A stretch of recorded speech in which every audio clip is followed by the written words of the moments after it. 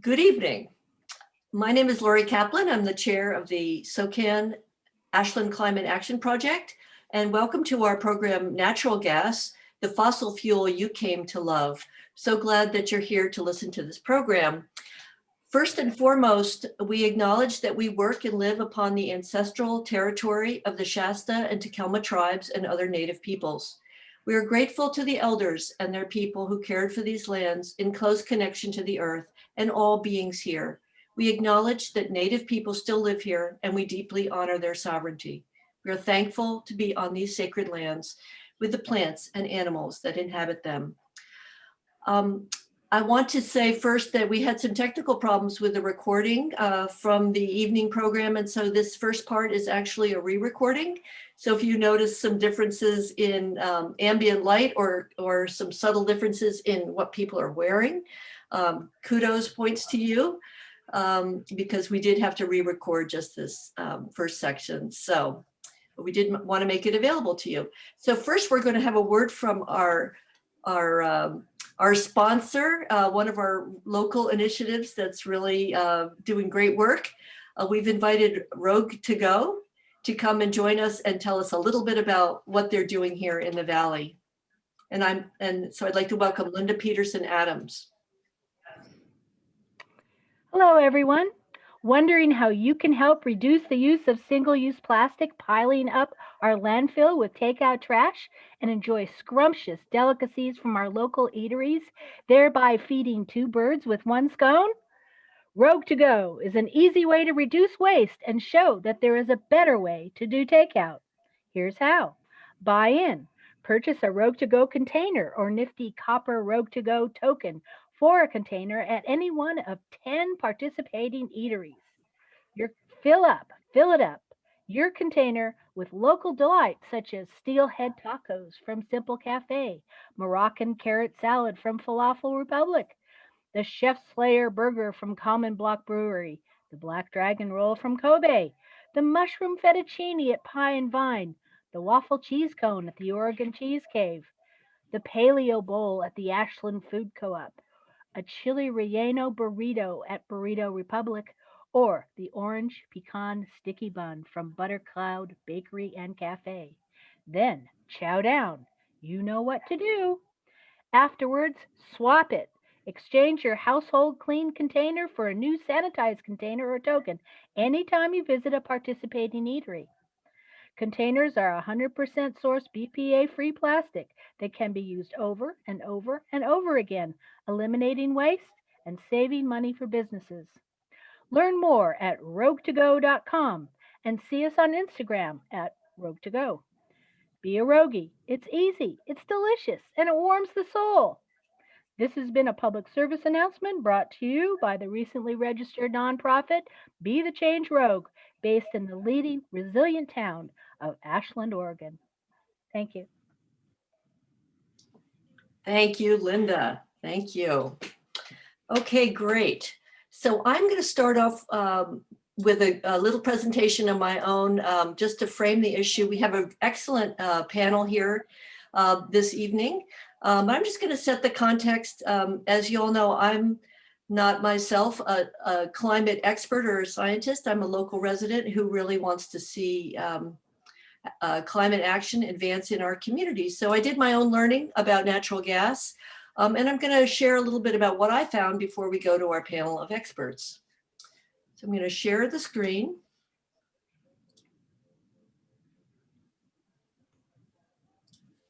And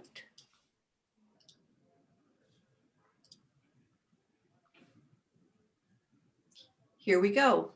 Can you see my screen loading? You can see my screen. Great. Okay.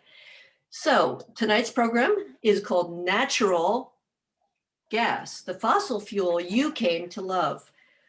Seduced by methane, now plagued by heartburn.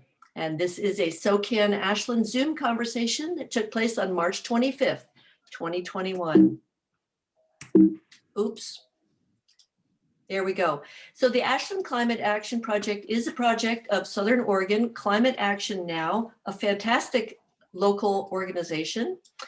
And our mission is that through outreach, organizing, advocacy, and education, we ensure that climate action is a top priority in Ashland. So we're very focused on local climate issues in our community.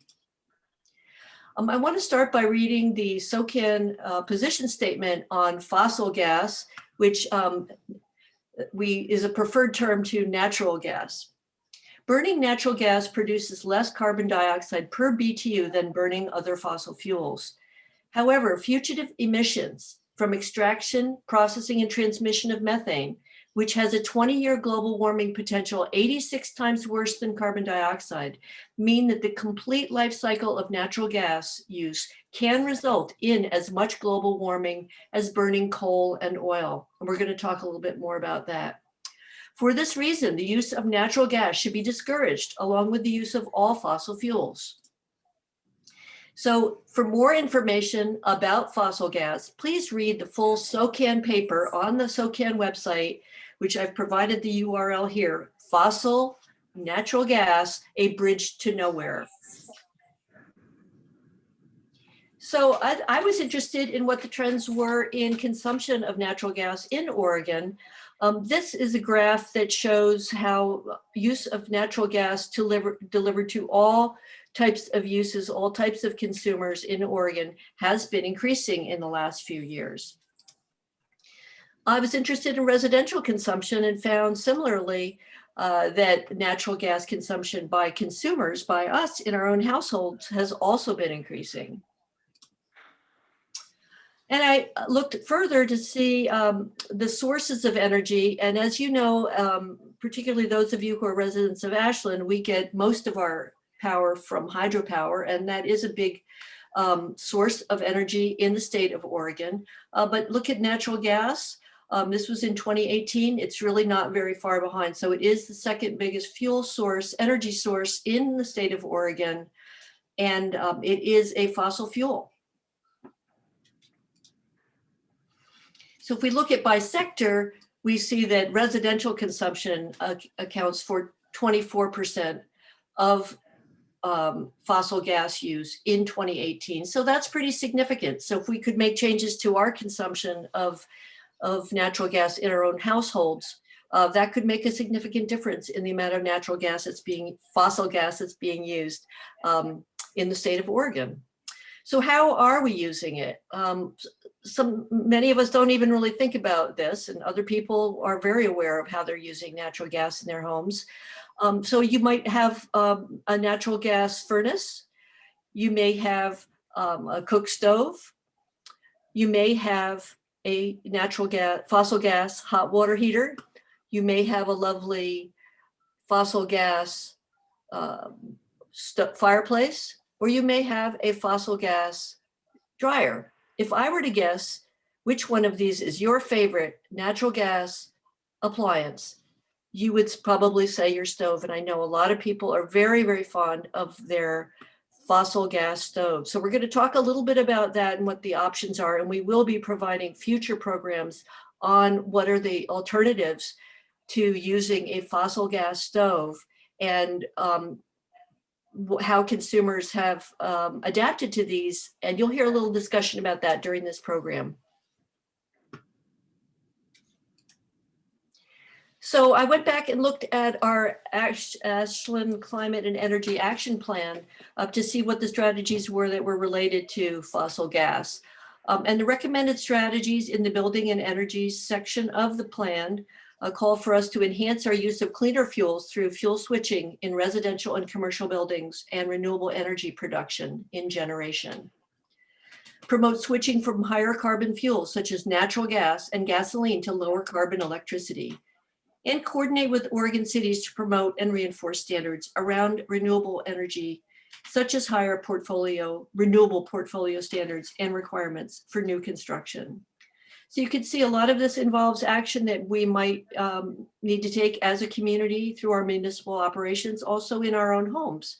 And how would that work? And is that affordable? What are the implications of those changes? We're going to explore some of those topics tonight. So that's the end of my introductory presentation.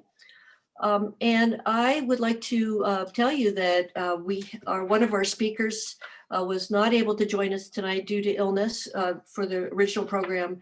And so our heroic Alan Journay, co-facilitator and founder of SOCAN, is here this evening to do the first part of our presentation where we talk about methane and its greenhouse gas potential and what happens before it gets to your home and why we should be concerned about that. So I want to thank Alan for stepping in at the very last moment to do this presentation, and thank him for all his terrific work on climate action here in the state of Oregon and locally. So thank you, Alan. It'll take me just a minute to pull up your presentation, and thank you for being here to re-record your presentation. You had to do it twice, so very heroic, thank you.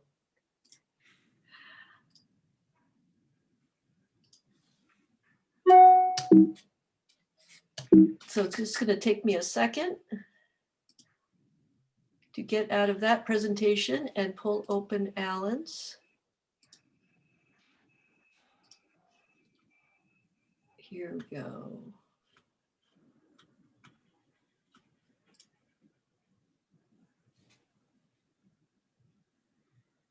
Okay, welcome, Alan. Thank you. Well, thanks very much for the introduction, Laurie. I appreciate it, and it's a pleasure to be here. So my charge is to talk to you about the question, fossil gas, the clean fossil fuel. We've heard about that so often, and that's what we're going to focus on this evening. Next. Before I get into the essence of the problem, I just thought the natural gas problem, I just thought I'd put it into context with the larger issue of climate change, global warming and climate change, with this chart, which illustrates the sort of three-phase sequence. What we understand is the primary cause of the problems we're facing are the increasing concentration of greenhouse gases in our atmosphere. And that leads to the primary effect with which we're familiar, that of global warming, the increasing temperature across the planet. And that in turn leads to the secondary effect, that of climate change or climate chaos. And I make this point because for many years, I used the terms global warming and climate change interchangeably, and then I realized that that really isn't an accurate depiction of the nature of the problem. It's much clearer if we keep global warming separate as the primary effect of greenhouse gas concentrations in the atmosphere, and climate change as the secondary effect. But the other point that this slide illustrates is that the carbon dioxide concentration in the atmosphere, as that increases, it also gets absorbed into our oceans.